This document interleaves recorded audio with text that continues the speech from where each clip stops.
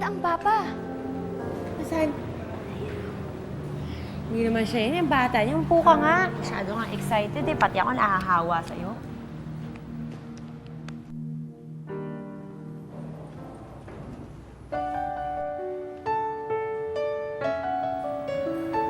Pa? Siya na ba ang papa? Siya nga. Kamukha niya yung mga pictures. Papa! Eileen? Ako sa Aileen, si Mickey yan. Eileen?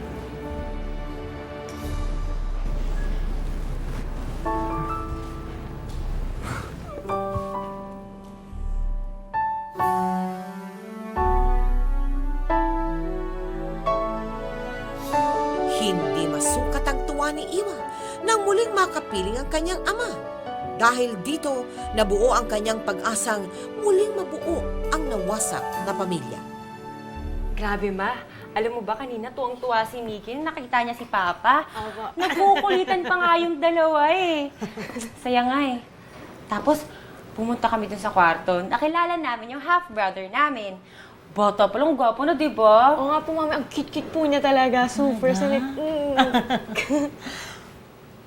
O ikaw, masaya ka na, nakita mo ng papa mo. Siyempre, sobrang saya. Sana nga, makasama ko ulit siya ngayon. Gustong-gusto ko na nga siya makasama eh. Sabi ni Papa, tatawagan niya daw kami kapag tapos na yung nasikaso niya dito. Kakasama-sama ulit kami, lalabas tayo, di ba? Ma, gwapo pa rin si Papa. Bagay pa rin kayo. Ma, may question lang ako. Mahal mo pa rin ba si Papa? Oo nga, ma. Anak,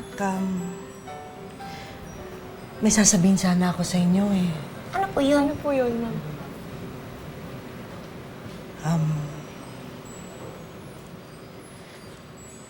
Balak na kasi namin magpakasal ng Tatay Jerry nyo eh.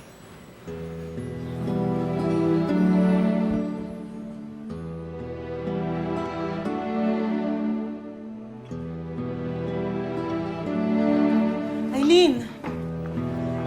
Mickey!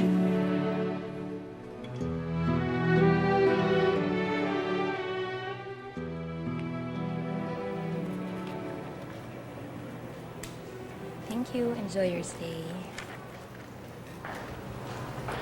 Miss, Yes, paki-check naman kung naka-check-in si Mr. Hiroaki Iwamoto. May I know who's asking?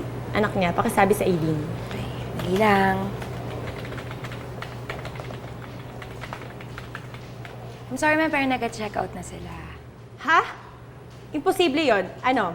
I-check mo ulit. I-check mo.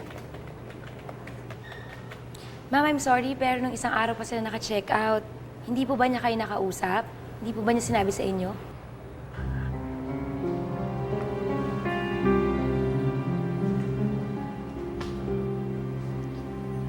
Labis na nasaktan si Iwa nang malaman niyang muli na naman silang nilisan ng ama. Lalo pang nadagdagan ang sakit nang sumapit ang araw ng pag-iisang dibdib ng kanyang ina at amain.